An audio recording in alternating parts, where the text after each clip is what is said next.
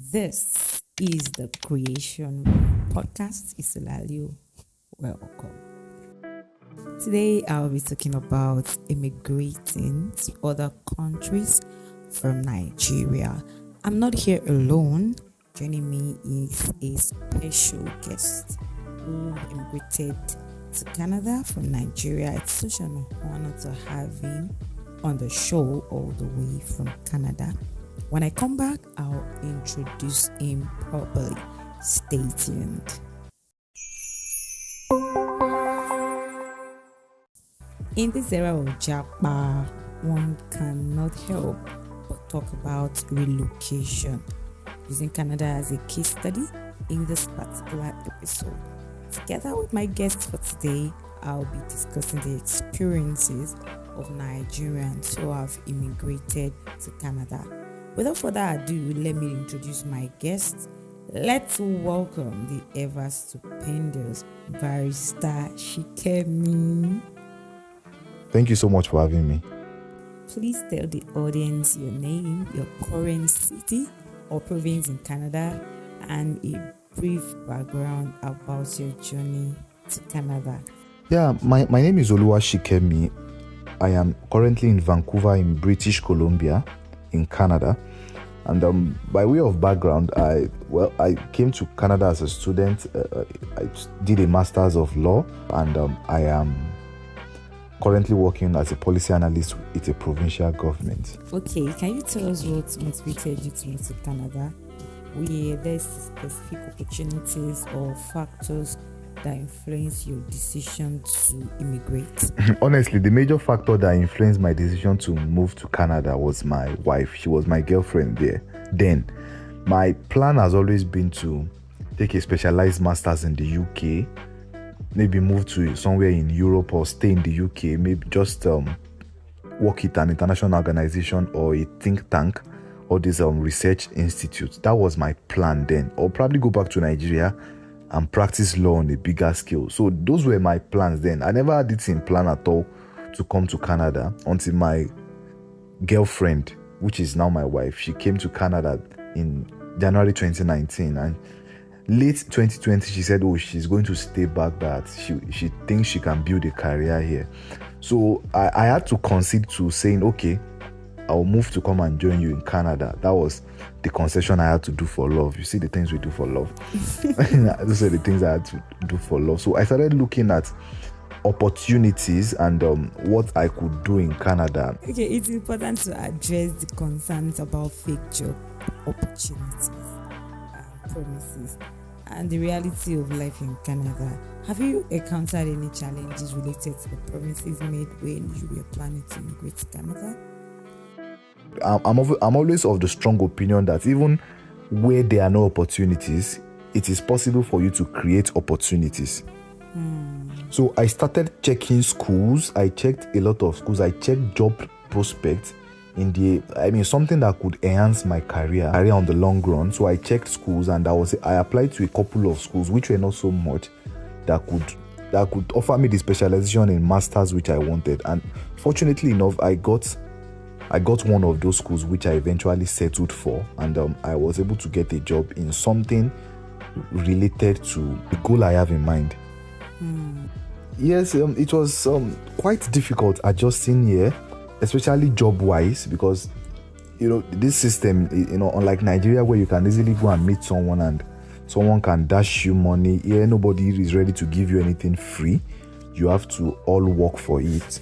And so that was how it was. But regarding fake job, I was cautioned.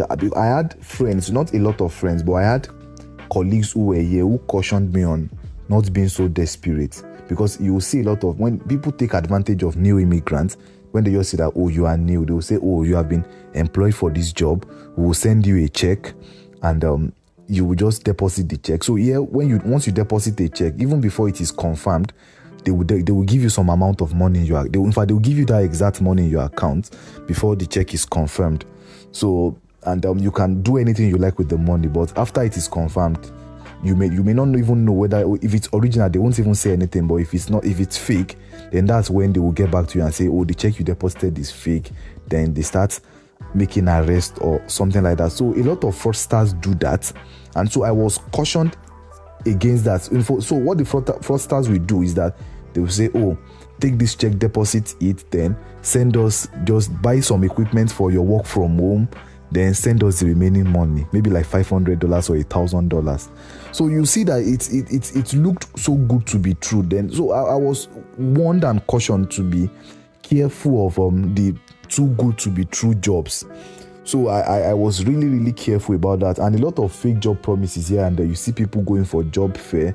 Someone will say, oh, I will help you get a job. It doesn't always work that way. Doesn't always work that way at all. So a lot of promises here and there, which could be very fake, which could lead to fraud, and which could also destroy a lot of things. But most importantly, one thing you should have in mind is, there are very good friends who are always willing to help. So network as much as you can. Apply to as many genuine jobs. Like, go online, you'll see genuine jobs where you can apply to jobs. And more importantly, you can go to physical locations and inquire about job applications. You won't be misguided doing that. So it is always important to have the right information here. It's not just about having information here. It's about having the right information and leverage on your network of friends. A lot of people are very nice and they are willing to help in whichever capacity, in whichever way they can. So one should leverage on that. Interesting. Thank you for that. This is the immigration process itself. Can you briefly explain the steps you took to immigrate to Canada, including any visas or permits required? Were there any unexpected obstacles or surprises during the immigration process? Yes, talking about my process of immigration to Canada, there were a lot of unexpected things. Number one, I'm a team DIY person because I had seen my girlfriend. In fact, we applied for a visa. We started our school application together. I was the one that made the school application and all those things. So I've always been a team DIY person. Google is a lot of resource. Like, Google will provide you with a lot of information. So we sent in an application and I saw that she was accepted in the university. I was like, if she did all this herself and we did it together, what is there? I will apply myself. So fortunately enough, I got school application. I got admitted into a university, but I was denied visa twice. I got a visa denial twice. So those were some of the unexpected setback which I experienced in my immigration process. Fortunately, I was able to go through a reconsideration process which took a while, but I eventually got the visa. And those were some of the challenges which I faced in the immigration process. Interesting.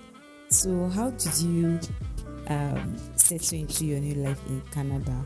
Tell us about the community and support systems you found in Canada. How did you adapt to the new environment?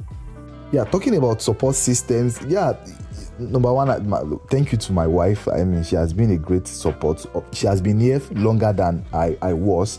So she was able to provide a lot of insight into places where I can apply, into what I should do, things, mistakes to, bobby traps or mistakes to avoid here in Canada, and how to build your credit score and adjusting to the new life. Also, for those who are religious, your church, especially a church that has a lot of people from your country, it could also be a place where you could find a lot of support system, especially those who genuinely like you, because I believe anybody in church will genuinely take interest in you if you're a member.